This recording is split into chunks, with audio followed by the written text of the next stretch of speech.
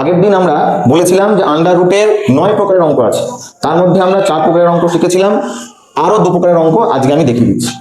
দেখুন, প্রথম দিন শিখিয়েছিলাম যে রুটের মধ্যে সেম সংখ্যা থাকবে, প্লাস আকারে থাকবে, এবং রুটের মধ্যে সেম সংখ্যা থাকবে, মাইনাস আকারে থাকবে, লাস্টে থাকবে ইনফিনিটিভ। তখন কি বলেছিলাম যে রুটের ভেতরে যে সংখ্যাটা আছে সেটা পরপর সংখ্যার মাধ্যমে ভাঙার চেষ্টা করুন গুণ পদ্ধতিতে, বা পাশাপাশি সংখ্যার মাধ্যমে ভাঙার চেষ্টা করুন গুণ পদ্ধতিতে।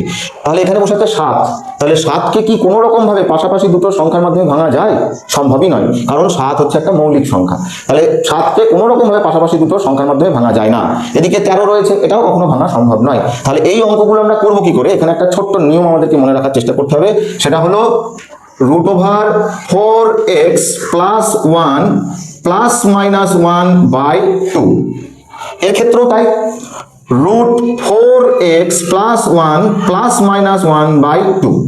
এইবার প্রশ্ন হলো আমাদের এখানে প্লাস মাইনাস কেন লিখলাম না? প্লাস মাইনাস হচ্ছে, অর্থটা হচ্ছে যদি প্লাসে থাকে তাহলে আমরা এই 1 এর আগে প্লাস মাইনাস যেটা আছে সেটা আমরা প্লাস ধরবো, আর যদি মাইনাসে থাকে তাহলে এই 1 এর আগে যেটা প্লাস মাইনাস আছে সেই ক্ষেত্রে আমরা মাইনাস ধরবো।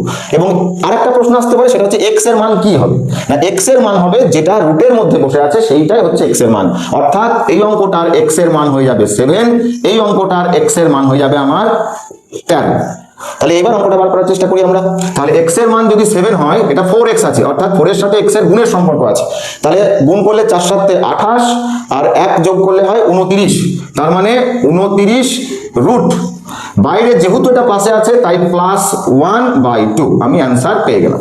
ঠিক পরেরটা দেখুন, যেহেতু এটা মাইনাস আছে তাহলে আমাকে এখানে মাইনাস নিতে হবে।